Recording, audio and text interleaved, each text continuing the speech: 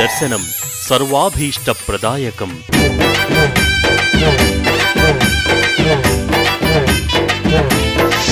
గణపతి స్మరణం నిత్య మంగళదాయకం. శివ శివమూర్తి గణనాథ శివుని కుమార గణనాథ. శివ శివమూర్తి గణనాథ శివుని కుమార గణనాథ. గణపతి అర్చనం సకల కార్య ఫలదాయకం.